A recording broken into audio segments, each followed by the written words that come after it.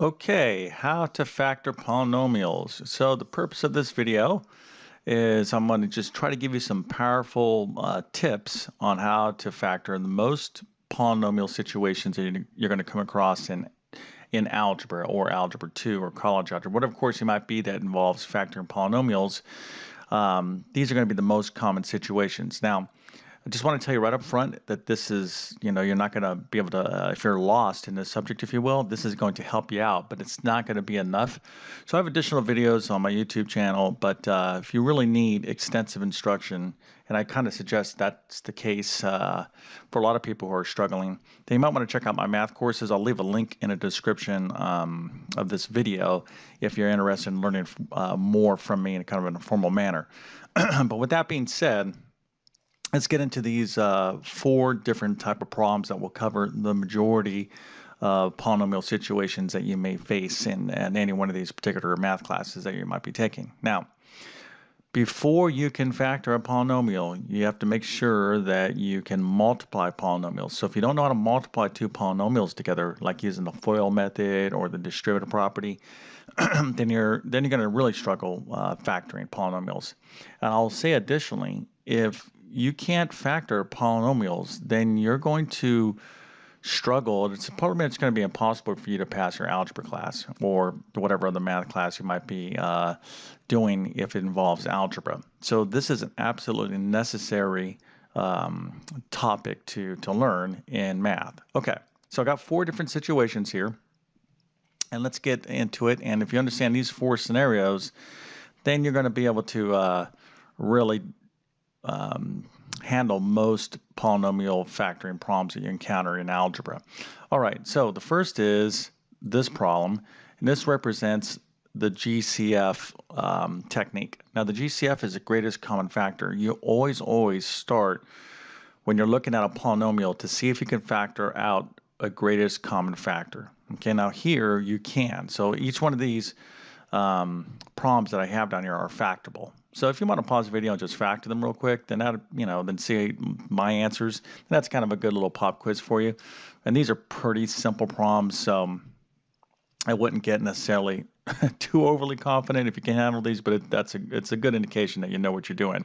But anyways, let's get into this. The greatest common factor is the first place you always start when you see a polynomial. See if you can factor out a greatest common factor. Now here, what that is the greatest, well, it's exactly what the name says. It's the greatest common factor. So what's common amongst these two terms here in terms of a number? Well, it's 4, okay? And then they have the highest power of x. This is x cubed. This is x squared, but they only share an x squared. There is in common. So you would factor out an x squared like so, and that would leave you with an x right here minus 2.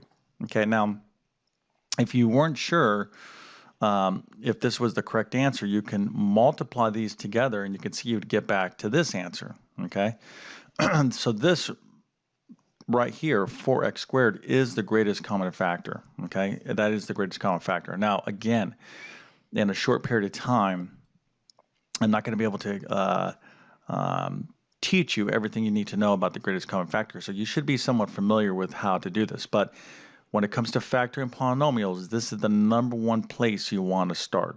Okay, so if you don't know how to, if you're not comfortable with factoring out the greatest common factor, I have videos on my YouTube channel.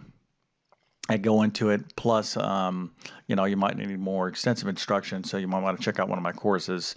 Just check out the link below. Okay, so that's the first scenario. Okay, now the second scenario is this: if you can't factor out a greatest common factor, okay, let's say you're looking at a polynomial and there is no greatest common factor, well, that doesn't mean that you're done. Okay, what you may have is one of these three remaining situations. Okay, so let's just kind of talk about these here. So this is what we call a trinomial. There's three terms, but there's no greatest common factor. This is also a trinomial. There's three terms, but there's no greatest common factor. And the difference between these two trinomials is this one is just a 1x squared. There's just a 1 in front of it. And then this has a number other than 1. So here in this example, this is 2. Okay? So And what we have here are trinomials. Trinomials. So this is where you want to look for next, okay? So you checked out greatest common factors, and you're going to see if there's any trinomials. Now the last problem here that you might encounter is a special factoring scenario. Okay, so just we'll put the word here special. So these four scenarios here, four situations, will cover the majority of your factoring scenarios. Okay, now I'm going to get into these problems, these last three problems here in a second, but I just wanted to just lay out the kind of like your mental organization in terms of, hey, I got to factor a polynomial. Always start with the GCF. If I'm dealing with a trinomial, what type is it? I like to refer to this as a case 1 because there's a 1 in front of it, and then anything else is what we call, like, say, a case 2. All right, and if you don't have a case 1 or case 2, then see if there's any special factoring rules that that could apply to the polynomial. Okay, so let's get into this. So very briefly, case 1 is a trinomial where there's just a 1 in front of the leading, the 1 is the leading coefficient, okay? So when you write it in standard form. So if you look here, the easiest way to factor a case 1, if they are factorable, okay, let me just do it this way, is look at this last number, okay? That's -6. Now, one way I kind of like to start students off a factor in case 1s is to write out all the factors of a -6. So here's how you do, okay? So -6 you can write as 1 times 6, a -1 times 6, right? Will give you a -6. 1 times a -6 will give you a -6, okay?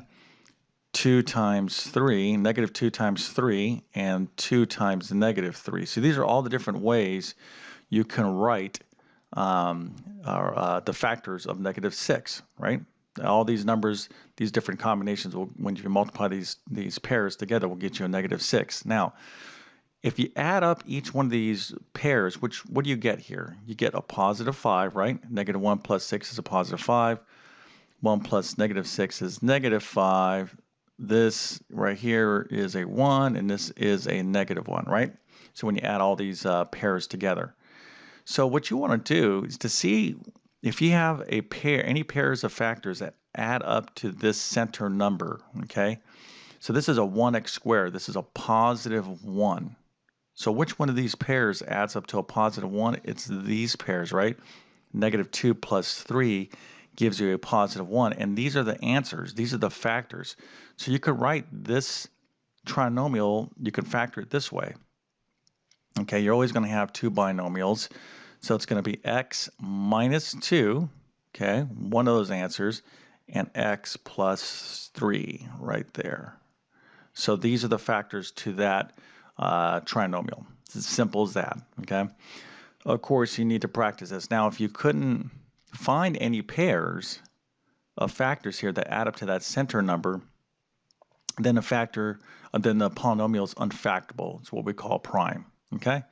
So let's move on to this case 2. Now the case 2, you can do this in a similar manner, but there's some additional steps. But I'm going to give you another technique you can use to try to factor a case 2. Let me write this a little better. I kind of call it the double smiley face. So the first thing is we have 2x squared. So you want to write the factors of 2x squared. There's only one way to factor that, and that would be a 2x and an x, right? So if I multiply 2x and x together, I get a 2x squared. There's no other way I could write that. Now, what we're trying to do here is play a little game to try to get back to this center number. Now, the way we have to do that is write the factors of -5 in this position right here. You'll see how this comes together here in a second. So -5 is what? 1 times -5, or -5 times 1. So I'm going to put this -5 right there, and I'm going to put a 1 right there, okay? Now, if what I'm going to show you doesn't work, I can just kind of maneuver these combinations around because I'm trying to get back to the center number. Now I told you I was going to use something called the double smiley face technique. So what that is you take this number here and you multiply by this, okay? and that's one smiley face, if you will, and then we do this times this. So you can see we have two smiley faces. Let me draw this other one a little bit bigger. Okay, so we have 1x, right? 1 times x is x, or 1 times x is 1x, positive 1x. And then I have 2x times a negative 5, that's negative 10x. Now, if I add these two guys together, you're looking to see which combination gets back to the center term. So if you see here, a 1x, a positive 1x plus a negative 10x gives me a negative 9x. So these factors right here are correct, okay, because of that. And if you wanted to, you can just multiply all this out to verify that, in fact, you have the correct factors, okay? So this is the double smiley face. Now, you could do this problem in a similar fashion as I did this first case 1 problem, but there's some additional steps. So I really like the double smiley face technique for this case 2 polynomials. And for case 1, this technique I showed you here is just really straightforward, okay? So I would suggest using that as well. Okay, so now you have three things behind us, right? We have the greatest common factor. We always look there first. Then if we're dealing with trinomials, what type?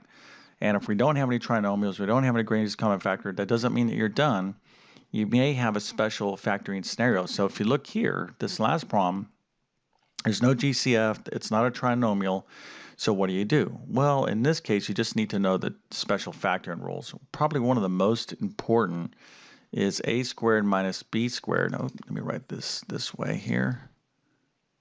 A squared minus b squared is equal to a plus b times a minus b. It's called the difference of two squares. It's used extensively, okay, when we're talking about factoring. So here, the way I would factor this, I would just simply need to know this rule. This is a special factoring rule. So this is going to be x plus 3 times x minus 3, okay? Write that a little bit better. So this is how this factors here, because I know the special factoring rule. Now, again, I'm going to wrap up this video here.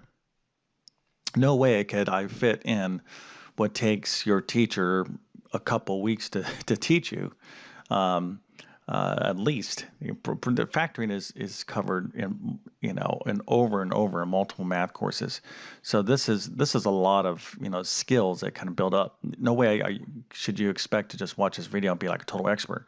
But if you have a clue about factoring and you know how to multiply and you're like, oh, you're just kind of struggling or a little bit confused, then I think this video would definitely should have helped you out, right? Because you always start here. You'll always start with the GCF, then you look to see if you have any of these scenarios, and then if you don't, just make sure you don't have any special scenarios. If you follow this, you're going to be good to go in most factoring situations. But again, if you need more help, you want to go ahead and check out some additional videos I have on my YouTube channel, so please consider subscribing. And if you do, hit that bell notification. And if you like this video, hey, give me a thumbs up. I appreciate that. And leave me comments. It's it's one of the things that I try to read it. I do get a lot of comments on my videos, which I'm grateful for. But it gives me feedback on videos that future videos I can make that are going to help you out. Again, if you like my teaching style and you understand, how I teach, and you need extensive help in math, then you might want to consider checking out some of my math courses, and I'll leave a link in the description in the video if you're interested there. But other than that, I appreciate your time and have a great day.